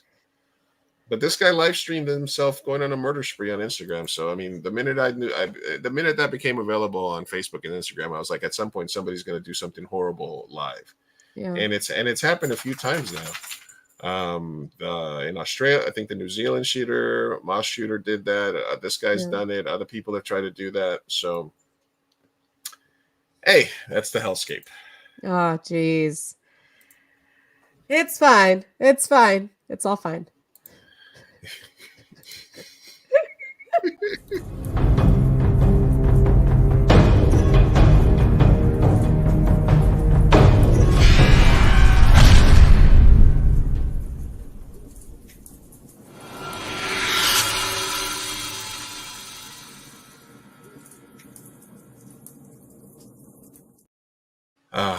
We're doing great. We're doing great. That was a great hellscape, man. That was great. Yeah. The other thing I wanted to talk about is what I was going to say. The freak out over Bud Light and now Jack Daniels. Because Bud Light. Oh, you haven't heard about the Bud Light freak out? Mm-mm. People are shooting their Bud Light cans. Oh, something like that. Okay, yeah. So Dylan Mulvaney is a trans model, influencer, etc., and Bud Light gave them a endorsement where they come out in some ads. There was an ad for Bud Light featuring them, and this freaked the hogs out to no end. I love Hey, that. what's up? What's up, Lizzie? Did you like the Hellscape watch? Dizzy Miss Lizzie. So yeah, basically the chuds on TikTok and everybody started going crazy. And they started doing the same thing that they did with Nike and Colin Kaepernick, where they were like burning their jerseys. And basically they literally they did a thing where they went into the parking lot and they crushed a bunch of like Bud Light cans. And basically people have been shooting their Bud Light cans and going into the parking lot. So it's just reactionary behavior. Okay. So we're like, Bud Light is pro-trans. I hate Bud Light. Yeah, Hard. and then the pictures came out of 2003, and one of the biggest people that had a problem with it was Kid Rock, and then there was pictures of him from 2003 drinking Bud Light with a drag queen. What? I love that. You know, back in the day where Kid Rock is drag queens and Bud Light. So here's the thing: is that Bud Light tastes like piss. It does. Bud Light is like the worst beer in the world. Uh-huh. And here's the video that I saw. Oh, I thought you were going with. I thought you were going to say butt. So they have all these cases of Bud Light, and they just drove around with no cares, fresh the cans. the flag.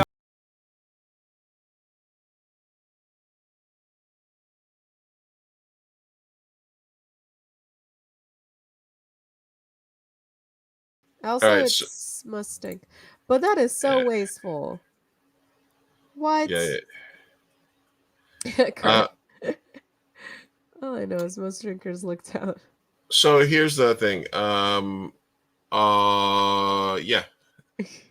So apparently it might have cost Bud Light $4 billion, but I doubt it. I don't think that's right.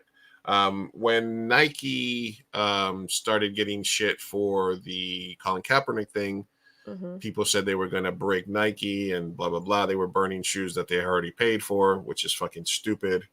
And they don't understand how a boycott works, right?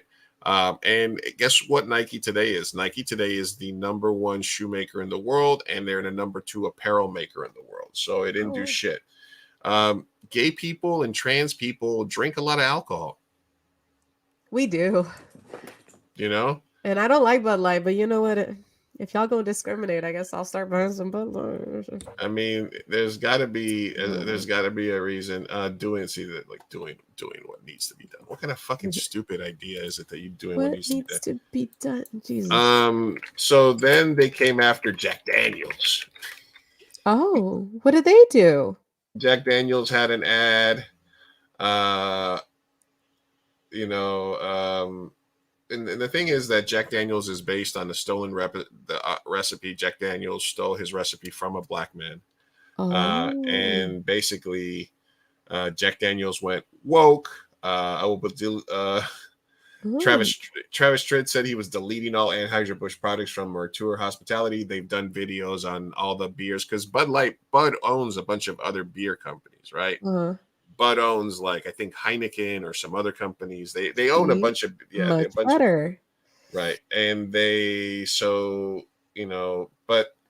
the thing of it is, like, every beer company has done some sort of ad or something that's pro, Jack Daniels Fire Pride. Oh, hell yeah.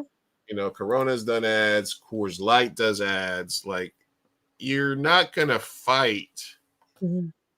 These brands are not woke. These brands are not woke. These brands are not woke. These brands are simply doing what they have to do as a brand because they're not going to make all their money off of like poor whites. Yeah. This fucking shitty ass beer. Capitalism. They want more. They need a bigger audience, and the gays and trans and other people, Latinos, there's a lot of us that drink a lot. Yeah. They drink Jack Daniels and they drink Coors Light and you drink all these other beers. Here's the ad that freaked them the fuck up about Jack Daniels. Jack Daniels teams up with RuPaul, race alums, in the Small Town Big Pride campaign, Drag Queen Summer Camp, with their new Fireball ripoff, Tennessee Fire.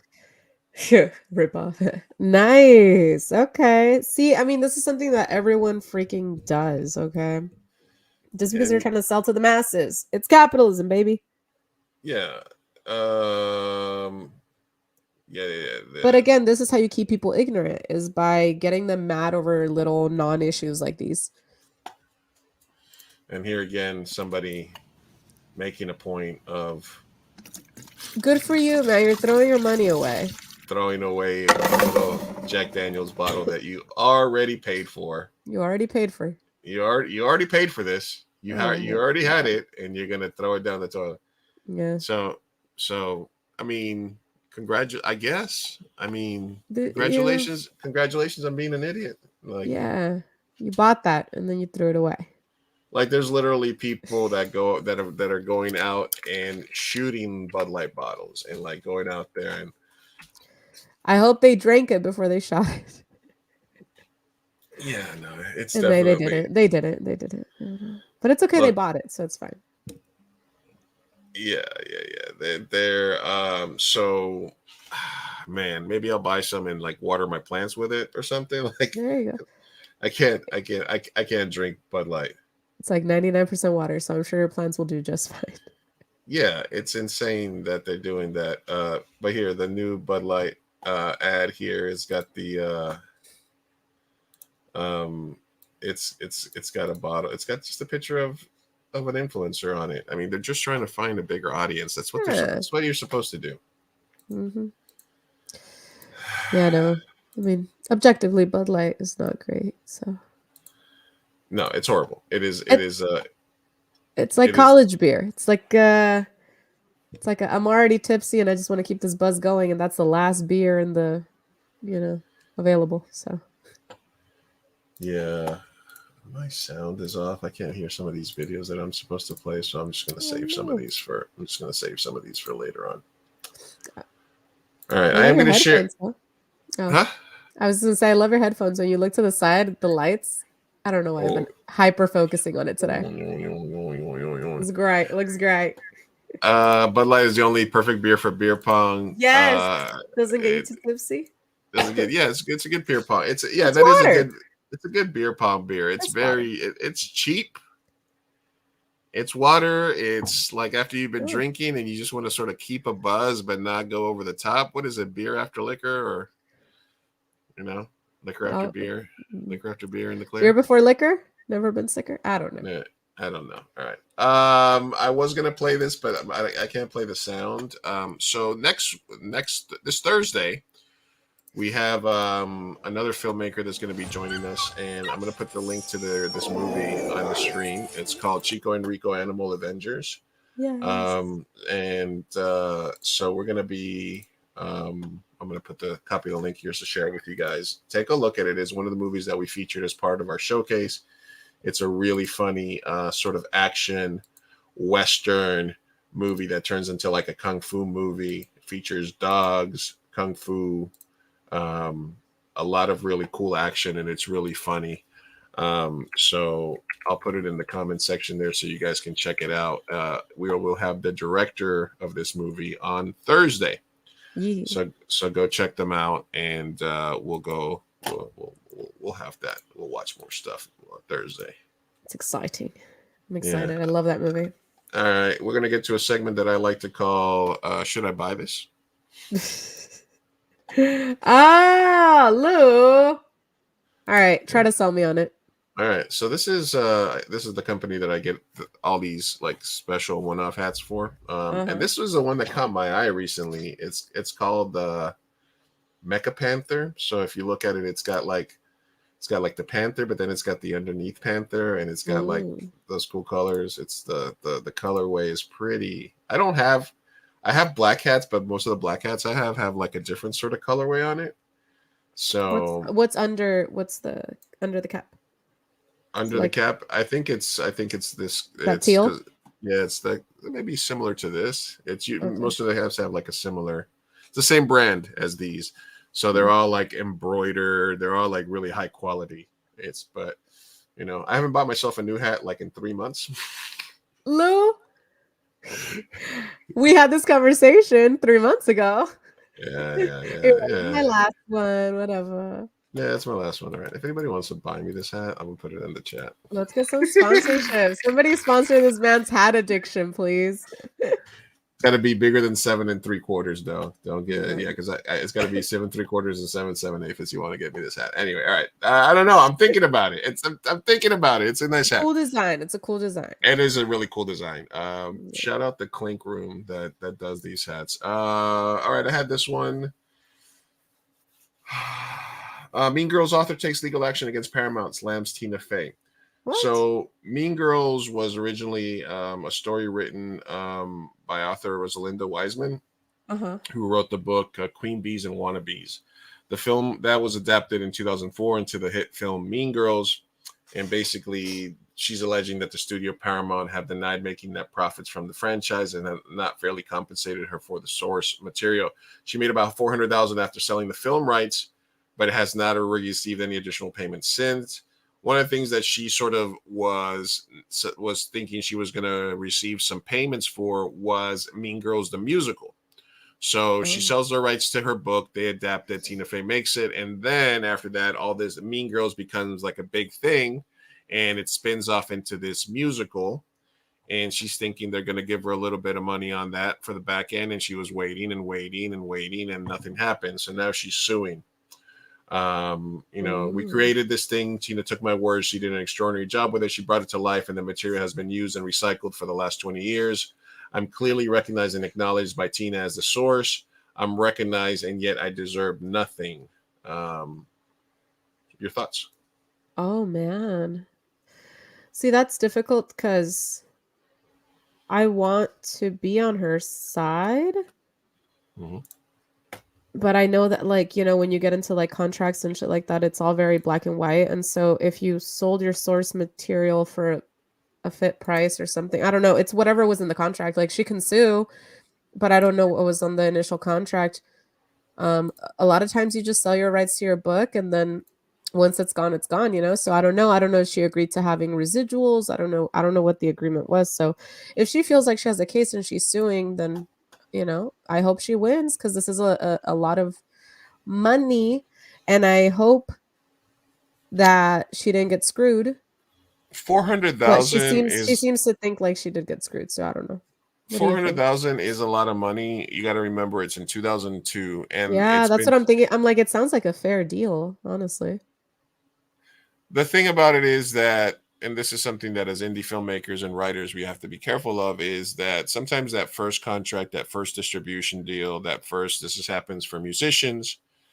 This is something that Dave Chappelle talked about, when he was doing Chappelle's Show, that the reason that he didn't do a third season was that, he signed the contract. Well, sometimes you sign the contract and you're a struggling artist, you're a struggling writer, you sign that first contract because you basically have to, because it's life-changing at the time, but it doesn't mean that you're not being taken care of. So the issue is not necessarily whether she signed a contract, it's whether the industry is abusive and predatory and takes advantage of these people, because, there's a problem right now, because there probably will be a WGA writer strikes, because they've sort of changed the way they make TV and movie and content, and they're trying to sort of squeeze out writers and not pay them as many residuals. For example, for the movie The Bird Box, Netflix just got sued by the WGA, and they've had to pay out like $42 million in royalties that they withheld from writers. So I agree that part of it is you have to pay attention to what you're signing, and you sort of have to bet on yourself more. But it is tough to bet on yourself. Like, for example, let's say Spotify came to me and you, Sophia, next week, and they're like, we want to add some more Latino podcasts to like our premium service, or we want to do this, or we want you exclusively on Spotify. and we want the video exclusively on Spotify. We're going to give you guys $1 million in perpetuity for the rights to your show, but we need 1,000 more episodes, and we get your whole catalog. And during those 1,000 episodes, all of a sudden, Mi Gente becomes a bigger brand, and we get these things, you know, whatever. It spins off into other things, and all of a sudden, you know, 5 years from now, we're like, it's worth $20 million. Well, yeah, at that moment, right now, in our situation, we would very easily be like, yeah, $500,000 a piece, sign us up, right? Yeah. But later on, you know, you realize that you undersold yourself, or that you could have held out for more. So, you know, especially with the musical aspect of it, that they keep going on to it, you know, that's kind of my thing. And that's the difficult part, though. It's like you're selling something, and she got 400K, which is good for that time and that moment. But then, yeah, it turned into something and grew into something much bigger, franchise now, musical. Like it's a, you know, took a mind of its own. So it's difficult because that is a lot of money up front. I agree with what you're saying, that, you know, the industry does take advantage of people up front that maybe don't have that kind of notoriety and just need that head start, or whatever. They sell their stuff and then they do. So I get it, but I think I'm just going to let the legal process take its course. I think if she thinks she has a good case, I hope she wins, and I hope she does. It's just hard to defend when you sold it initially, and then after that, it became something you had no idea, right? We've seen that with like inventions. We've seen that with a lot of stuff, like, you know, freaking the person who sold, what was it, Apple? Who was it? I don't know. There's people that have like all these like bad deals, right? That you like sell it for like 10K, and then later on it becomes a multi-billion-dollar business. So I don't know. Yeah, the story from the Facebook movie, Facebook, where he talks about Victoria's Secret's guy. He sold it for like $10-20 million, and then it was worth like $1 billion like 5 years later, and he Victoria's Secret was one of them. Yeah. So there's a lot of stuff like that. I mean, eBay. I'm pretty sure Tesla, there's like a little hint of that as well. The last owner got kicked off. Anyway, but like, yeah, it's hard. I don't know that I have a hard stance on anything. I can see how that's like mean, but at the end of the day, also you sold it, and then it became a big thing. Who's to say that it wouldn't have been that big without Tina Fey writing the movie? I don't know, you know. Who's to say? I guess we'll figure it out in court. Yeah. I think the issue that I have with, like I said, is more the industry being predatory, and the fact that they sort of try to appease her by always mentioning that she was a major reason for the success of it, and that she was the inspiration for it. And I think what happened, they were going to give her like a small part in the musical or something like that, or they were going to have her play like one of the teachers or something. Like they were trying to. But they stopped short of being like, you know what, we're making a thing out of this. We're going to make a musical. We're going to give you 0.3%, just because you know, even though we don't have to. That's the part. I think that would be the ethical thing to do, for sure.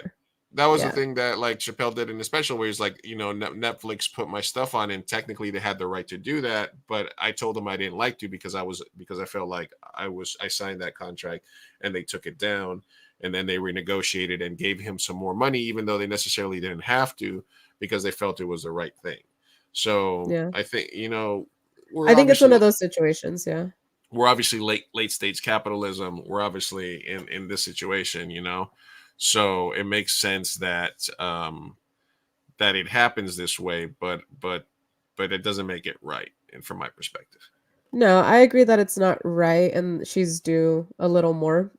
Whether it's, you know, gonna happen, or I don't know. Give her a piece of the fucking show. Yeah, I mean, it doesn't hurt anybody, you know. Doesn't, just give her some freaking money. She wrote it. She wrote the freaking material to begin with. But, you know, I do think that like they should be due for predatory contracts like these. They should at least be able to reopen it, you know, like 10 years or something in the future, and then just be like, hey, can I at least request royalties? You know, like, I don't know, request some kind of payment per, I don't know, something, you know, like let's reopen this, because it is predatory to begin with, such a low ball deal, I guess. But you don't know, because that movie could have also failed. Yeah, but also that movie could have failed and, like, you know, not been anything. Yeah, it's definitely a thing. So she got 400K out of it. That's cool. Yeah, that's the thing. Where like I said, it's not a cut and dry black and white issue, I don't think. But yeah, Yeah. All right. Well, I do want to remind everybody, thank you for everybody that tuned in. You can catch the podcast, Podbean, migenteshow.podbean.com. There's our episode with Lizzie here, 482 downloads. Good time. Our other episodes are doing really well as well. Our Tally V episode, I think, is still number 1 right now with 541 downloads. Our recent downloads are coming up as well. The Crossing the Stream, the Team of Life, the Bad Bunny episode, all this stuff. So make sure that you guys are subscribed wherever you get your podcast. We'll be back on Thursday to do another live show. And we'll also be doing 2 shows next week before we do a brief hiatus. So for Luis Martinez, myself, at Sofia Carr, mi gente, thank you guys for hanging with us tonight. Thank you, Liz, Kurt, for stopping by. Thank you, Rosa, for stopping by. Thank you, everybody that commented and shared the stream tonight. We love you. We hope you enjoyed the stream. Thank you to Maribel for stopping by. And really, we thank her for all the work she's doing for a lot of people who are voiceless.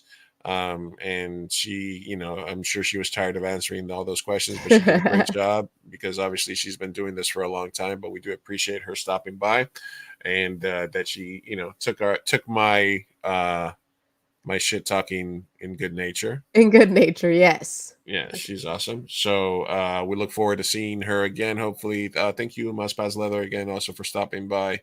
Thank you, everybody. We'll see you guys in 2 days. See ya. Hasta luego. Peace out.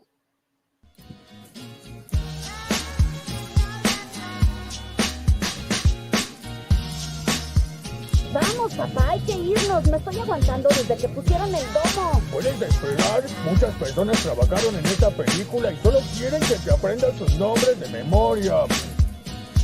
Y yo quiero asegurarme de que ningún animal resultó lesionado durante la filmación de esta película. ¡Listo! ¡Uy, palomitas en el suelo! Espera, parece que Maggie tiene algo que decir. Revela tu primera palabra. ¿Qué escuela?